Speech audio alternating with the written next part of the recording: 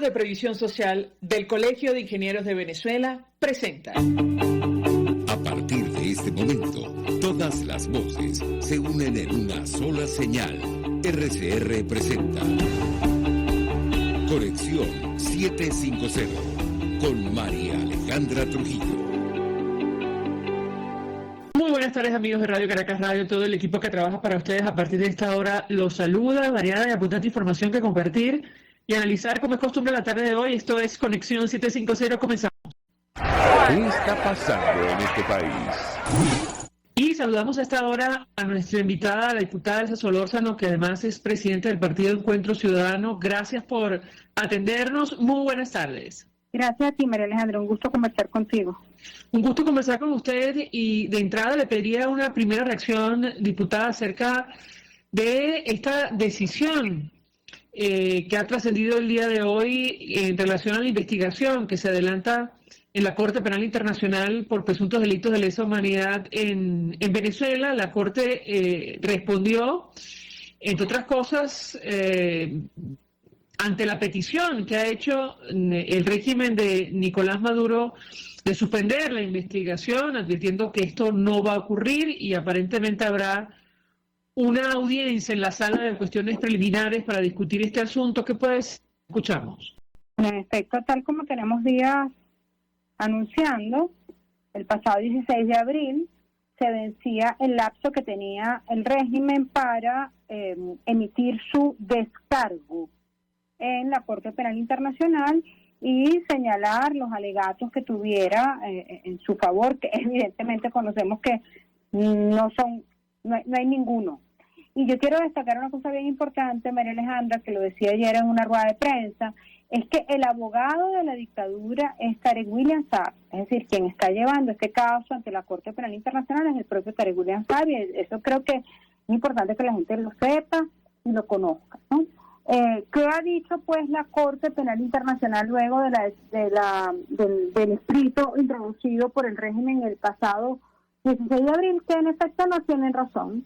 El régimen ha pedido que se detenga la investigación ante una simulación clara de justicia, como nosotros lo hemos venido denominando. Ellos pretendían que, simulando que había un nuevo TSJ y que estaban enjuiciando a los responsables de la violación de los delitos que violan derechos humanos, pues evidentemente iban a engañar a la Corte Penal. Y eso no fue así, tan sencillo como eso. Y que ha dicho pues la Corte hoy que no, que la investigación va a continuar, que no hay ninguna razón para suspender la investigación y que además evidentemente tiene que conocer de esto la sala de cuestiones preliminares, la sala de cuestiones preliminares número 1, que es la que está asignada al caso Venezuela 1.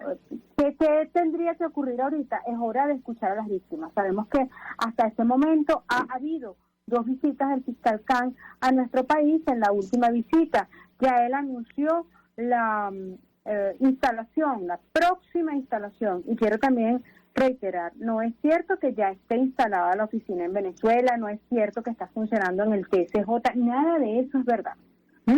Se anunció que se va a instalar una oficina en el país que es absolutamente independiente de cualquier órgano del Estado, eso es lógico, y todavía no se sabe ni dónde va a funcionar ni nada por el estilo, pero debería ser prontamente, porque es hora de escuchar a las víctimas. Corresponde a la sala de cuestiones preliminares decidir, y eso, pues bueno, no sabemos cuándo será, pero creo que es evidente que va a haber justicia en Venezuela.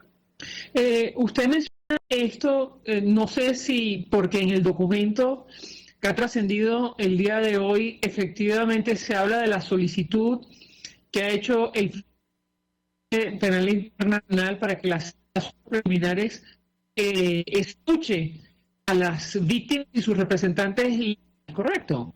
Sí, correcto.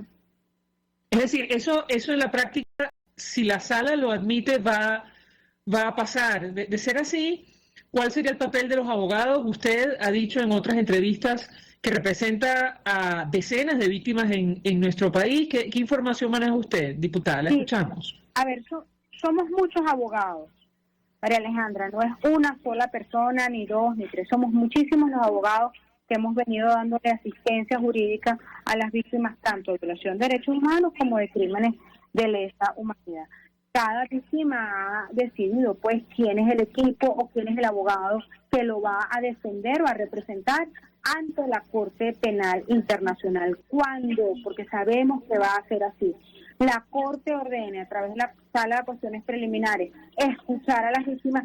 Por cierto, ya son muchos los casos que cada uno de los abogados por su parte ha ido llevando ante la Corte Penal. En ese momento corresponderán las notificaciones de rigor y se irán llamando a las víctimas de manera progresiva. Corresponde también mantener los casos súper actualizados, emitir las autorizaciones que faltan en los casos en los que sea procedente. En fin, hay todo un trabajo técnico y jurídico muy grueso y muy importante que todos los abogados, por lo menos en nuestro caso, le llevamos completamente al día para poder garantizar el acceso de las víctimas a la Corte Penal, a la Fiscalía y también un ente muy importante de la Corte Penal, que es la Oficina de Atención a las Víctimas. Ahora, he leído de algunos especialistas en materia internacional que advierten que lo que estaría planteado aquí sería un mini juicio. Yo quisiera saber si esta interpretación se ajusta a la realidad y, por otra parte, conocer si ustedes van a tener algún tipo de participación, me refiero a los abogados de las víctimas en nuestro país. ¿Qué conoce usted, diputada? ¿La escuchamos? A ver, es que más que un mini juicio, cada etapa del proceso penal, si asimilamos el proceso que se está dando a la Corte Penal Internacional al proceso penal venezolano, podemos entender algunas cosas. Cada etapa del proceso penal tiene mecanismos de litigio. ¿Eso qué significa? Significa que los abogados representantes de las víctimas, el Estado y el acusador interrelacionan entre sí con la finalidad de obtener las pruebas que se requieran para garantizar que la investigación conlleve a la determinación de los posibles responsables y luego esto lleve a la sanción efectiva de esas personas que previamente se han determinado como posibles responsables de los hechos. ¿Qué debería ocurrir en la Sala de Asuntos Preliminares? Repito, que por primera vez de manera oficial, aun cuando de manera oficiosa ya han sido escuchadas varias víctimas a través de sus abogados, a través de los testimonios que han rendido por la Misión Independiente de Determinación de Hechos de la ONU, que ha entrevistado a varias víctimas y que además esos testimonios han sido remitidos ante la Corte. Yo soy del criterio, junto a mi equipo de abogados, que ya hay suficientes pruebas en muchos casos que obligarían a la Corte definitivamente a pasar a la próxima etapa e incluso a hacer mano de los mecanismos que incluyen no solamente el Estatuto de Roma, sino los reglamentos que tienen que ver con todo el tema procedimental. Nosotros creemos que ya hay suficientes medios de prueba para la determinación de los responsables. Quiero detenerme en el tema de las víctimas. Hemos conversado con familiares de víctimas de violaciones de derechos humanos en nuestro país, con presos políticos, civiles y militares. Y existe la preocupación acerca de la seguridad. Sobre este tema, ¿qué se conoce, diputada? Porque ciertamente nos llamó la atención que el fiscal mencionara la necesidad de escuchar a las víctimas en nuestro país. Entiendo que esto se ha manejado bajo la más absoluta confidencialidad para resguardar la seguridad de sus testimonios. ¿Qué puede compartir con nosotros? ¿La escuchamos? Sí, es así. Se ha llevado todo bajo criterios de absoluta y estricta confidencialidad. Las víctimas van a tener opciones diversas. Yo quisiera recordar cuando vino la señora Bachelet a Venezuela, la enorme manifestación de víctimas que hubo conversando con ella en las inmediaciones de la universidad, donde organizó estas reuniones. Yo estoy segura de que son muchas las víctimas que van a estar allí. No me imagino siquiera lo que significará para los venezolanos ver filas kilométricas de personas queriendo declarar ante la Corte Penal Internacional. Sin embargo, como quiera que vivimos en una dictadura, que tiene presos políticos y que persigue y que apresa, y justamente por eso hoy están siendo investigados ante la Corte Penal Internacional. Quien no quiera ir de manera personal y directa podría asistir de sus abogados para que estos acudan. Sin embargo, esos mecanismos los va a establecer la oficina de la Fiscalía una vez que esté instalada en Venezuela.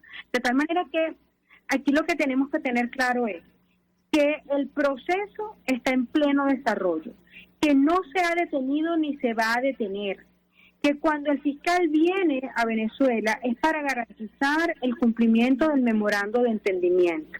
Tenemos que entender también que estos procesos no son fáciles, no son rápidos, que queda camino por recorrer, que falta mucho por escribir sobre esto todavía, pero lo más importante, María Alejandra, es que va a haber justicia.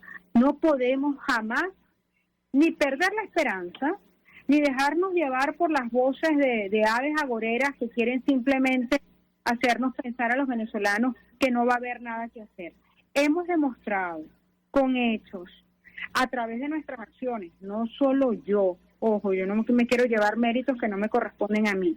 Son muchos los abogados, muchos los activistas de derechos humanos, muchas las organizaciones no gubernamentales, pero sobre todo son las víctimas, las principales protagonistas de esto que va a ocurrir en nuestro país. Va a haber justicia en Venezuela.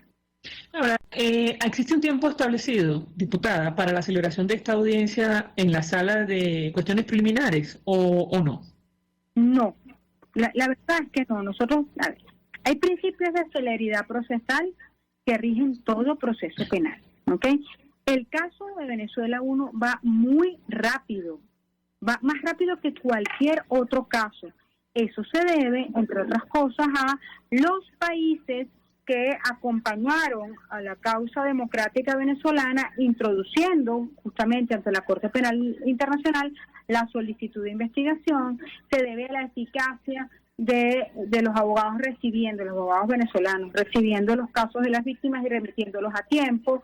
Se debe a la Misión Independiente de Determinación de Hechos, se debe a todo un trabajo de muchísimos años, María Alejandra. O sea, en la lucha, pues es que a veces se nos olvidan las cosas. La lucha que nosotros dimos para que se instalara la Misión Independiente de Determinación de Hechos, para que conociera el caso de Venezuela, para poder hacer que las víctimas declararan, porque no dejaron entrar a la misión y tuvieron que declarar las víctimas en otros países. Esto ha sido un trabajo de muchísimos años, de documentación y de organización para que hoy podamos estar parados aquí. De tal manera que, ¿cómo va a ser el procedimiento? Falta por escribirse, más allá de las reglas procedimentales que están establecidas ya en los documentos que para este sentido ha desarrollado la Corte Penal Internacional. Las víctimas tienen que hablar en esta etapa y estoy segura además de que van a hacerlo, con mucha valentía. Yo hablo con muchas de ellas todos los días y créeme que ellos están esperando ansiosos que llegue este momento.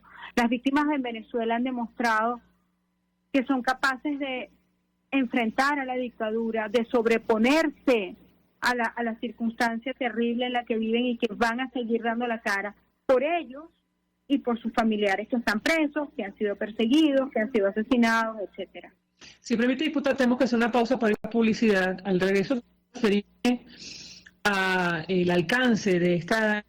Entiendo que lo que se va a dirimir es justamente la continuación o no, porque el régimen de Nicolás Maduro ha pedido que esto se detenga. Al regreso quisiera conocer su opinión sobre este tema y, digamos, la posible responsabilidad de las distintas cadenas de mando. Entiendo que este es uno de los puntos de los cuales adolecen los documentos que ha presentado el régimen venezolano para tratar de obstaculizar, impedir o detener este proceso que está en marcha en la Corte Penal Internacional. Al regreso de la pausa le pediría un comentario. Ya venimos. Usted está viendo Conexión 750 con María Alejandra Trujillo. Solo por RCR 750, porque lo bueno une. Puedes seguirnos en nuestras redes sociales.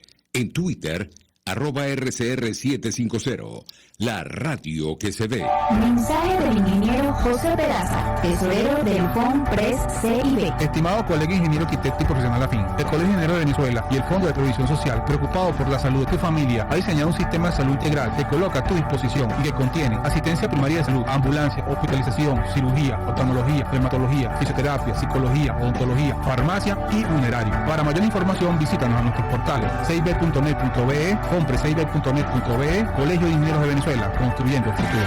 En Global Therapy seguimos comprometidos con tu rehabilitación física, te ayudamos a recuperarte de tu posoperatorio y en el alivio del dolor.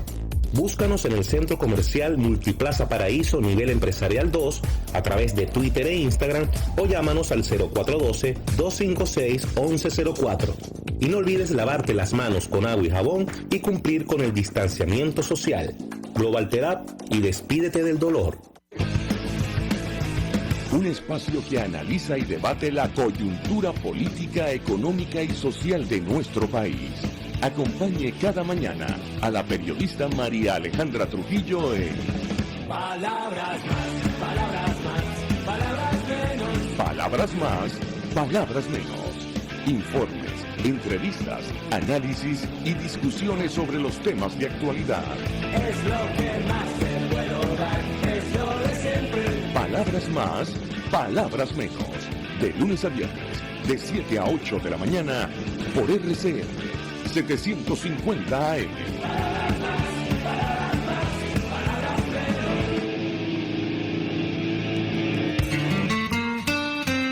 RCN 750 AM. Porque lo bueno une.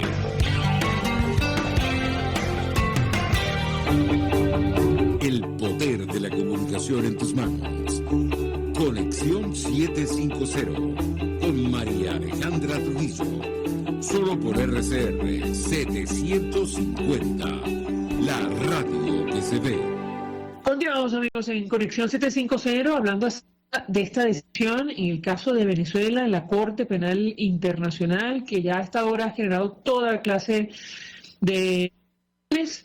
el régimen de Nicolás Maduro ha pedido frenar la investigación ante la Corte Penal Internacional y el fiscal Karim Khan anunció que va a solicitar continuar el proceso a dirimir en la sala de cuestiones preliminares en una audiencia. Nos acompaña la diputada Elsa Solórzano, quien además es presidente de Encuentro Ciudadano y forma parte de un grupo de abogados que defiende a varias víctimas de violaciones de derechos humanos en nuestro país.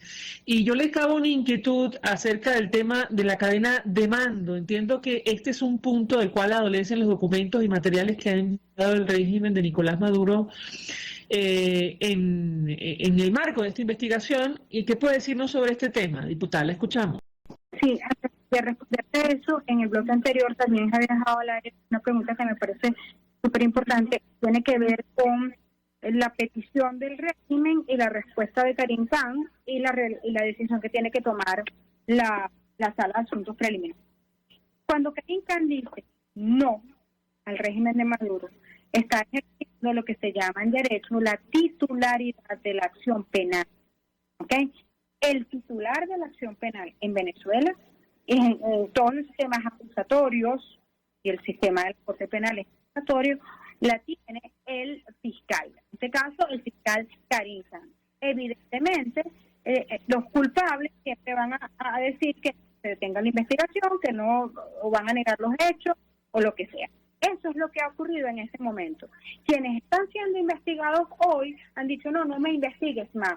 ¿Qué ha dicho el fiscal? Sí te voy a investigar porque tengo suficientes elementos probatorios que te obligan a seguir adelante para que pueda haber justicia. La Corte de Asuntos, la Sala de Asuntos Preliminares, imaginemos, María Alejandra, que es como lo que aquí nos conocemos como un tribunal de control, ¿ok? Imaginemos que esto es más o menos un tribunal de control. El tribunal de control va a ver las pruebas que presenta el fiscal, el descargo de la dictadura y va a tomar una decisión. A mí me resulta muy clara cuál va a ser la decisión de la Sala de Cuestiones Preliminares, porque además debo destacar que siempre la decisión de la Sala de Cuestiones Preliminares ha sido absolutamente apegada a derecho. Y si nos apegamos a derecho, hay pruebas suficientes que nos está presentando el fiscal Khan. Luego, en cuanto al tema de la cadena de mando, esto tiene mucho que ver con lo que hablábamos en una de las primeras preguntas del bloque antes, cuando decimos que el régimen ha pretendido simular justicia, diciéndole a la Corte, diciéndole al mundo que está enjuiciando a los responsables de las violaciones a los derechos humanos. Eso no, si bien pretende eludir la competencia de la Corte Penal Internacional, no lo logra, María Alejandra, porque para que hay una diferencia entre una violación de derechos humanos y un crimen de esa humanidad. La diferencia está en que una violación a los derechos humanos es un hecho aislado que comete un funcionario del Estado, que no se trata de un hecho consuetudinario, que no viene de la orden superior y que además no ocurre por una razón determinada contra una población determinada. Es decir, no es sistemática.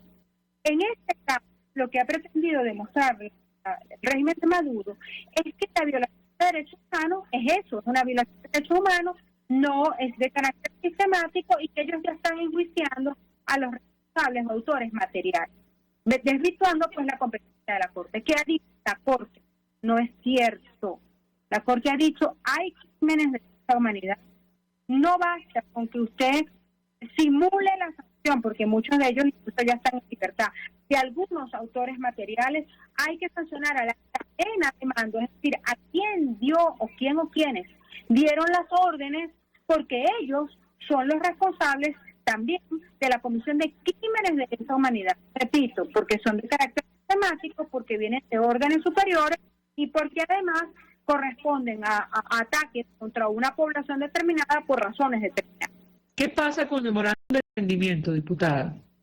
El memorándum de entendimiento no es más que el compromiso de Maduro de cumplir con el Estatuto de Roma de la Corte Penal Internacional. Y en eso, Karim Khan hasta ahora, ha demostrado que está decidido a hacer valer los establecimientos del Estatuto de Roma de la Corte Penal Internacional. Aparentemente el fiscal Karim Khan ha expresado que recibió con beneplácito la voluntad de Venezuela de continuar cooperando con la Fiscalía a pesar de su solicitud de que, se aplace la investigación. Él dice que va a continuar trabajando con Venezuela. Ahora, entendemos que en un momento determinado el régimen de Nicolás Maduro podría poner fin a esa supuesta cooperación, ¿correcto, diputada? Sí, pero la realidad es que no puede hacer. O sea, él tiene un documento firmado con la Corte Penal. Venezuela es miembro del Estatuto de Roma, miembro firmante del tratado que contiene el Estatuto de Roma. Entonces no hay forma. Y luego, además, firmó una especie de ratificación de competencia cuando firmó el memorando de entendimiento. De tal manera que haga lo que haga Nicolás Maduro, el proceso ante la Corte Penal Internacional va a continuar. Eso no lo detiene nadie.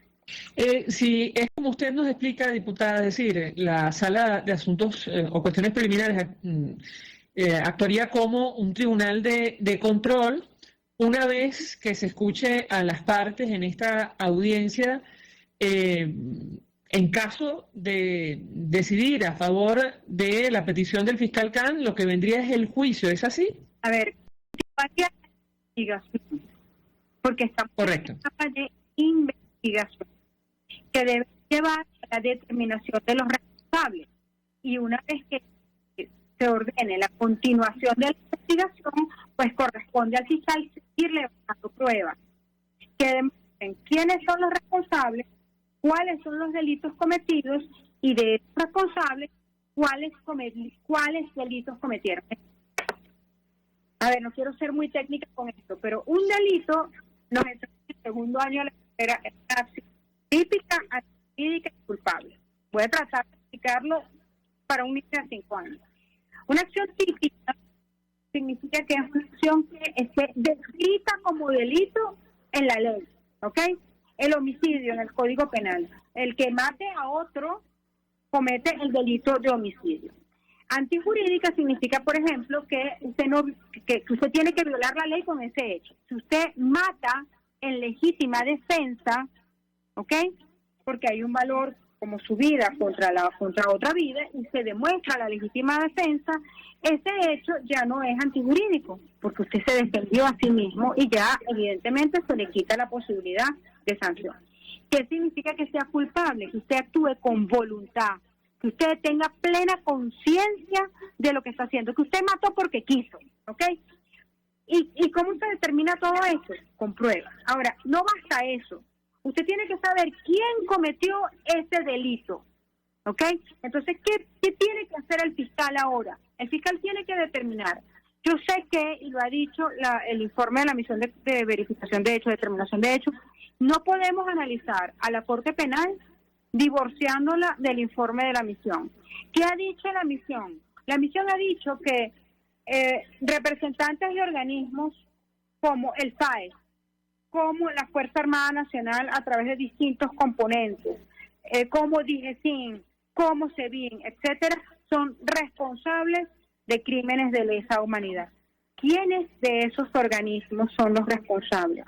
¿Quiénes además les dieron las órdenes a las cabezas de esos organismos? ¿A quiénes les dieron las órdenes tanto de manera ascendente como de manera descendente? En el caso de Acosta Arévalo, que es un caso emblemático, por ejemplo, Acosta Arévalo fue llevado moribundo ante la sede de un tribunal y el juez no hizo nada. El juez declaró que tenía que mantenerse detenido. Entonces allí hay una responsabilidad de toda la cadena de mando, desde quien dio la orden de torturar, quien torturó, quien asesinó, quien hizo caso omiso de todas esas torturas. Es decir, todo eso se tiene que investigar y esa es la labor que tiene que hacer de ahora en adelante, no solamente Karim Khan, sino todo el establishment de la Corte Penal Internacional. Bien, agradecemos a la diputada Elsa Solórzano, presidente del Partido de Encuentro Ciudadano, además abogada defensora de varias de las víctimas que figuran en el expediente sobre Venezuela en la Corte Penal Internacional. Gracias. A esta hora vamos a la pausa. A regreso venimos con más. Estás en sintonía de Conexión 750 con María Alejandra Trujillo. Solo por RCR 750. Porque lo bueno.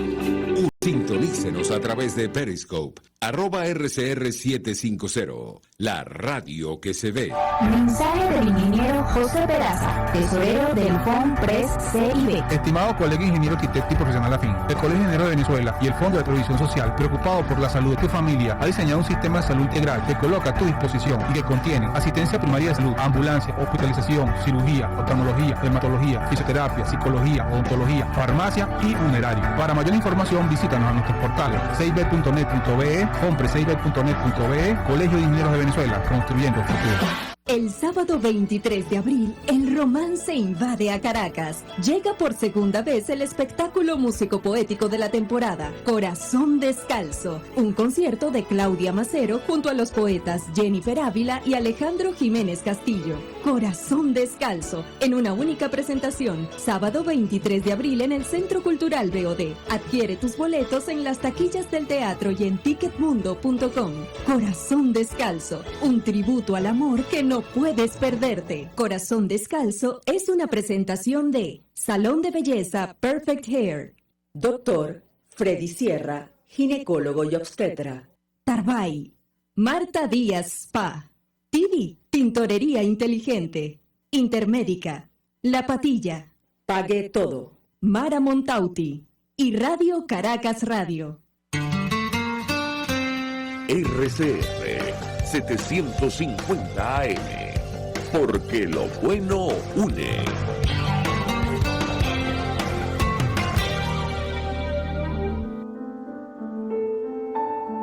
La Academia de Ciencias Físicas, Matemáticas y Naturales presenta El progreso tiene su ciencia. Hoy presentamos la Academia de Ciencias Físicas, Matemáticas y Naturales de Venezuela y el inicio de la Escuela de Biología. En 2017 se conmemoran 70 años del inicio de los estudios profesionales de biología en Venezuela. Su planificación se remonta a 1946, cuando la Academia de Ciencias Físicas, Matemáticas y Naturales, consciente de que los estudios en ciencias naturales eran fundamentales para el país, solicitó ante diferentes instancias educativas la creación de una escuela de ciencias dentro de la Universidad Central de Venezuela.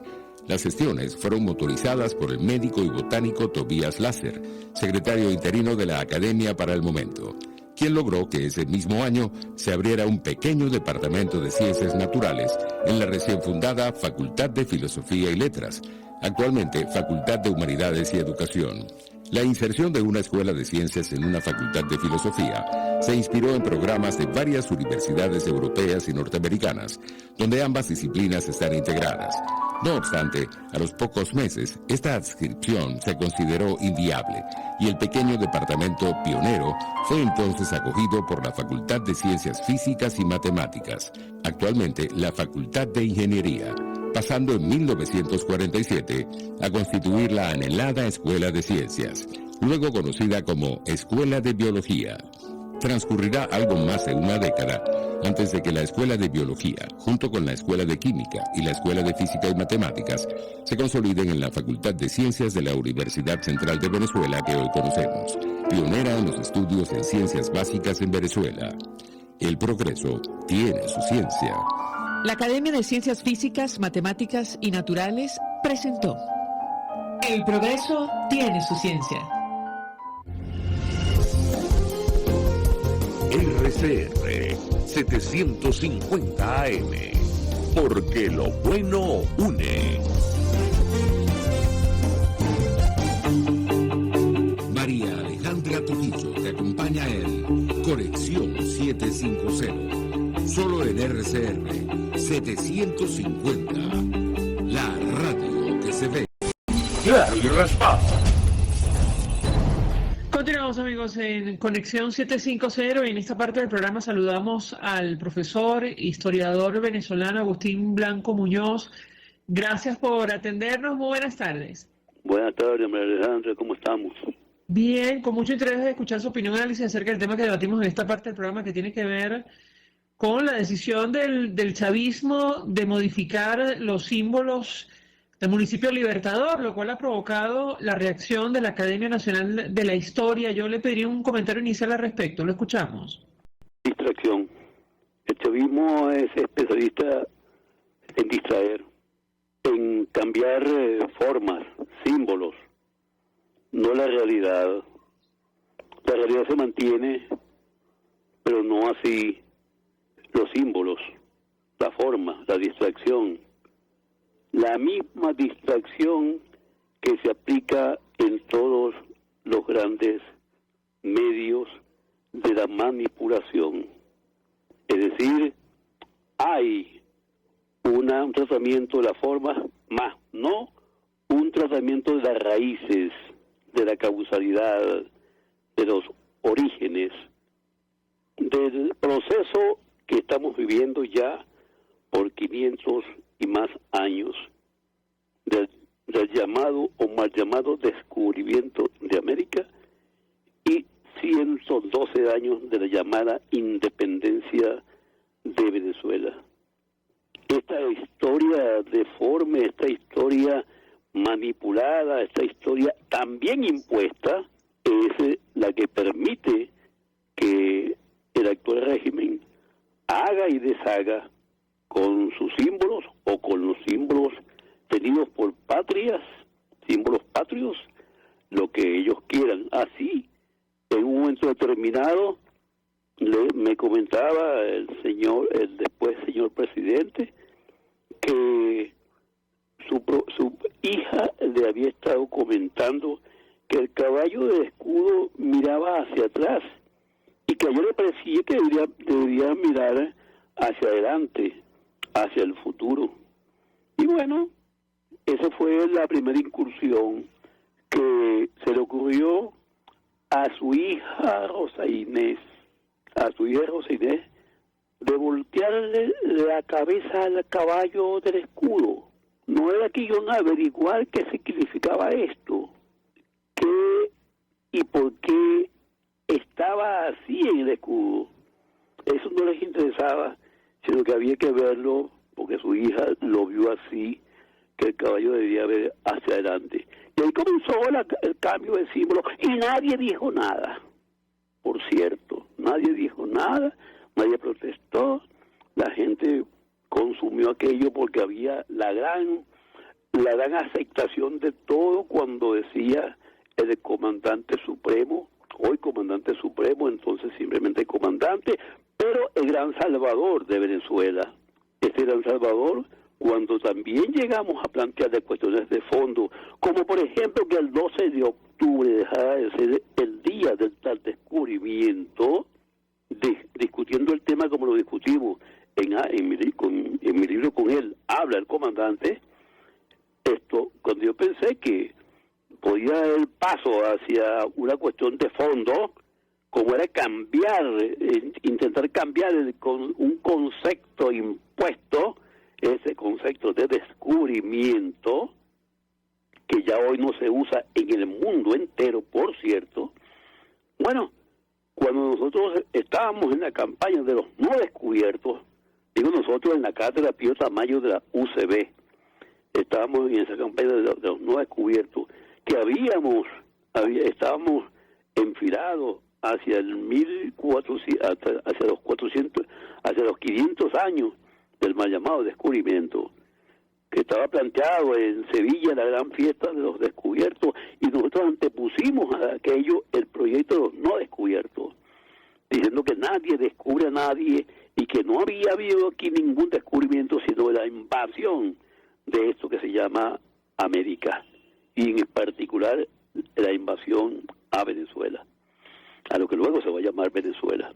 Pues bien, ahí la respuesta fue simplemente que el 12 de octubre él le hizo un cambio de símbolo, y el cambio de símbolo fue llamarlo Día de la Resistencia Indígena, que era un título de un artículo que publicamos el 12 de octubre de 1986 en la página C1 del Nacional. Pues bien, no hicimos problema de eso, pero... Perdón que lo interrumpa, porque en esta nueva modificación de símbolos... ¿Aló? Sí, en esta nueva modificación de símbolos aprobada en el municipio Libertador, ellos han tratado de darle una importancia también a la figura de los indígenas, y hemos comentado con otros invitados en este espacio que, como nunca antes en la historia reciente, el actual régimen ha perseguido y ha acosado a la población indígena de nuestro país, que ahora mismo sufre de la acción de grupos irregulares armados, ubicados en el sur y en la frontera de Venezuela, bajo el conocimiento de las autoridades. Y yo le pediría un comentario sobre este punto en específico. Lo escuchamos. Sobre ese punto, María Alejandra, te digo que lo primero que yo hago es no hablar de indígenas ni de indios, porque es justamente la deformación del fenómeno histórico. La deformación, aquí no hay ni ha habido indios ni indígenas. Por cierto, en Estados Unidos, inclusive en este momento, hay una gran discusión y grandes debates echando para el suelo esto de la utilización de indios e indígenas. Pues bien, para que veas que por todas partes el repudio, inclusive al viejo lenguaje invasor, hasta los imperialistas hasta la mentalidad imperialista hace ya esa discusión. Nosotros lo seguimos utilizando, y no al que acuñó la cátedra Pío Tamayo en su lucha por implantar otro concepto, que es el concepto de originario. Esos son los originarios que desde entonces, desde la invasión de los llamados descubridores, son perseguidos. Y han sido perseguidos y sometidos a lo largo del proceso social. Perseguidos ayer, perseguidos hoy, y ojalá no perseguidos mañana. Porque basta ya de persecución. Y digo más, no son ellos los únicos perseguidos. Los perseguidos sigue siendo materialmente la gran población venezolana, latinoamericana. Hay unos que se colocan en el plano de los descubridores, de los invasores, de los dueños y señores, y muchísimos otros colocados en el plano de los descubiertos, es decir, los sometidos, es decir, los originarios que justamente deben ser y tienen que ser y son exactamente perseguidos. Régimen como el que lideró el expresidente Chávez, ahora Nicolás Maduro, insisto, profesor, haya sometido a esta población originaria a las situaciones más terribles que han generado la preocupación incluso de Naciones Unidas, que ha pedido que permitan una misión visitar el sur de nuestro país, donde no sé, de la situación de semiesclavitud que viven, el desplazamiento forzado, insistimos, no solo por los armados irregulares, también por toda clase de organizaciones ilegales en el sur y en las fronteras de nuestro país. Yo le pedí un comentario al respecto, porque a pesar de todo esto siguen reivindicando, hablo del régimen venezolano, de los derechos históricos de las poblaciones originarias en nuestro país. ¿Qué opina usted? Lo escuchamos. Alejandra, opino que ese fenómeno hoy de la persecución a los originarios se ha complicado, porque muchos de ellos han sido captados para diferentes prácticas a los cuales los impulsa la sobrevivencia. Por esto, por su condición de perseguidos. Y ya no es gente que tenga una conciencia que le permita defenderse de semejantes invasores actuales. Luego, entonces, esta población sigue siendo sometida, con lo cual quiero decir de paso que ese sometimiento indica que aquí no hay cambios de fondo, de raíces, como antes dije, sino cambios de símbolo, de pantalla, de lenguaje, aplicando un lenguaje demagógico, un lenguaje que hace ver que también la revolución o la llamada revolución llegó a la comunidad originaria, y lo que ha llegado es más perversión, más sometimiento, más endurecimiento en la propia vida de esta gente, llevándolo, insisto y concluyo, a peores situaciones, a peores formas de vida, si me permites, todavía a peor esclavitud. Me permite, profesor, tenemos que hacer una pausa a publicidad. Al regreso quisiera a lo que usted comentaba. Usted decía, bueno, son cambios cosméticos, no de fondo. Sí. Yo le pedí un comentario porque, bueno, la realidad da la impresión que es otra, y lo digo por el nivel de destrucción que ahora mismo, atraviesa o enfrenta nuestro país, del cual trata desesperadamente de recuperarse, que ha provocado incluso la expulsión, la salida de más de 6 millones de venezolanos. Al regreso de la pausa le pedí un comentario, ya venimos. Sí. Escuchamos Conexión 750, solo por RCR 750, la radio que se ve. Puedes seguirnos en nuestras redes sociales, en Twitter, @RCR750, la radio que se ve. Mensaje del ingeniero José Peraza, tesorero del FONPRES CIB. Estimado colega ingeniero arquitecto y profesional afín, el Colegio de Ingenieros de Venezuela y el Fondo de Previsión Social, preocupado por la salud de tu familia, ha diseñado un sistema de salud integral que coloca a tu disposición y que contiene asistencia primaria de salud, ambulancia, hospitalización, cirugía, oftalmología, dermatología, fisioterapia, psicología, odontología, farmacia y funerario. Para mayor información, visítanos a nuestros portales cib.net.be, FONPRESCIB.net.be, Colegio de Ingenieros de Venezuela, construyendo el futuro. Desde los sectores populares del país se escucha una clara señal. Es el radar de los barrios. Evelyn Martínez y la red de ciudadanos le invitan a identificar amenazas, ubicar soluciones y hacer seguimiento eficiente a las problemáticas de cada sector. Un espacio contra la polarización donde se construye de abajo hacia arriba y de adentro hacia afuera. El radar de los barrios, de lunes a viernes, a partir de las 10 de la mañana, solo por RCR 750 AM.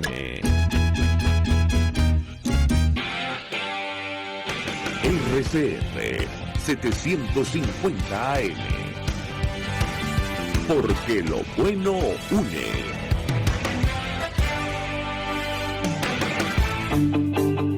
El poder de la comunicación en tus manos. Conexión 750 con María Alejandra Trujillo. Solo por RCR 750. La radio que se ve. Continuamos, amigos, en Conexión 750, hablando en esta parte del programa acerca de la modificación de los símbolos del municipio Libertador, que ha provocado la reacción de distintos sectores en Venezuela, incluyendo la Academia Nacional de la Historia. Nos acompaña el profesor historiador Agustín Blanco Muñoz, y yo le pedía un comentario antes de hacer la pausa. Usted decía, son cambios cosméticos, no de fondo. Sin embargo, este proyecto político ha logrado la transformación de Venezuela, no solo por el deterioro, la destrucción de nuestro país, sino porque ha expulsado a más de 6 millones de ciudadanos sin estar en conflicto armado abierto o haber sufrido una catástrofe natural. Yo le pedí un comentario, profesor, lo escuchamos. Sí, el fenómeno de la destrucción no ha sido inventado por el chavismo. La destrucción comienza con la invasión. Es un proceso. Lo que hace el chavismo es llevar la destrucción a su máxima expresión. A su máxima expresión. Ya no es nada más que una destrucción en el orden material, sino en todos los órdenes, en particular en el orden humano, en el orden afectivo, en el orden moral. Es una destrucción que colide con la perversión. Es materialmente llevar una población a niveles de sobrevivencia, con lo cual comienza a conjugar todas las acciones posibles para que nuestra realidad tenga que ver con la miseria mundial. Es decir, somos un foco más de la gran miseria mundial, teniendo nosotros las posibilidades reales y concretas de tener una mejor forma de vida. Esto ha hecho posible que esta revolución haya creado las condiciones necesarias, las condiciones inevitables, las condiciones duras, que es lo que hace posible que millones de venezolanos, particularmente de jóvenes, es decir, de porvenir, hayan dejado estos suelos para irse a otros. A lo mejor no hacer la mejor de las vidas, pero sí por lo menos a tener la posibilidad de ganarse algún ingreso que le permita también una más feliz sobrevivencia, porque la que lleva aquí, la sobrevivencia aquí, para esos jóvenes se convirtió casi en un imposible. Un proyecto de jóvenes en el día de hoy no tiene posibilidades de existencia. Es decir, una juventud veinteañera que piense como en el pasado, la posibilidad de reunirse, la posibilidad de hacer familia, no tiene materialmente posibilidades. Tiene que estar, como ya hemos visto, en el día a día, recostado a mi mamá, a mi papá, en la casa de mi mamá y mi papá, en el transporte de mi mamá y mi papá, que lo habían adquirido, que lo tenían como propiedad. Esta es una realidad que estamos viendo día a día, y esto, por supuesto, estamos de acuerdo, se llama destrucción. Destrucción de unos niveles sociales. Y justamente por eso he insistido que la realidad de destrucción es una realidad histórica hoy llevada a su máxima expresión. Repito, porque los cambios que aquí se asoman día a día son más cambios de forma que de fondo. Ahí tenemos, por ejemplo, cuando le dicen a uno que la gran población come. La gran población come ¿qué? ¿Y cuándo? ¿Cuándo es que llega a una tal cajita crack? ¿Y qué contiene? ¿Acaso contiene los ingredientes necesarios para una verdadera alimentación o para una alimentación cosmética? Uso tu palabra. y acéptame el término. Eso no es una sociedad, no es un colectivo alimentado.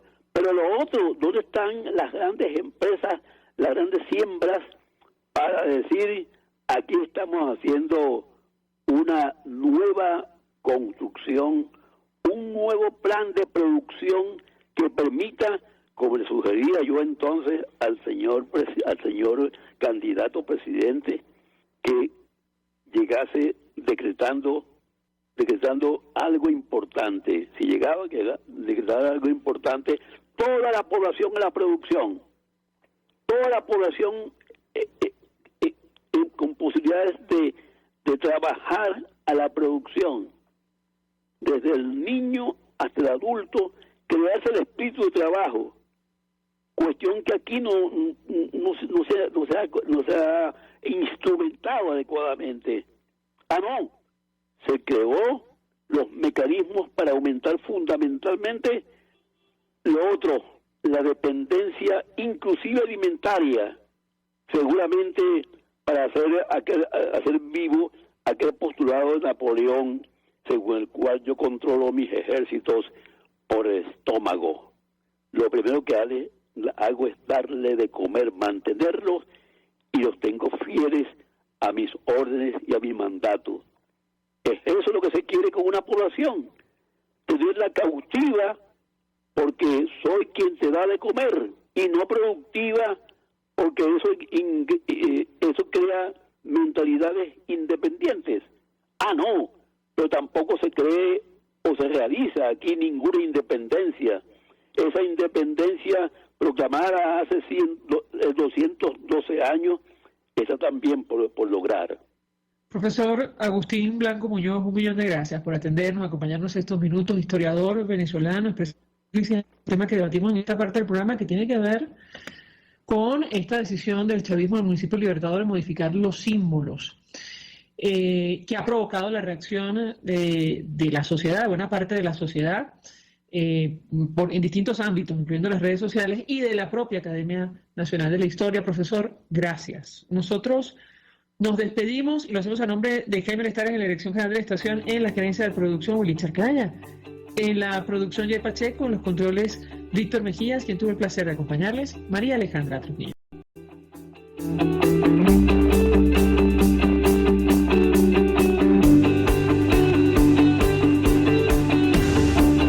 El Fondo de Previsión Social del Colegio de Ingenieros de Venezuela presentó.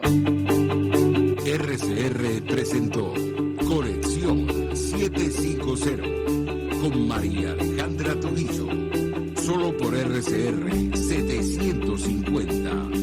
La radio que se ve.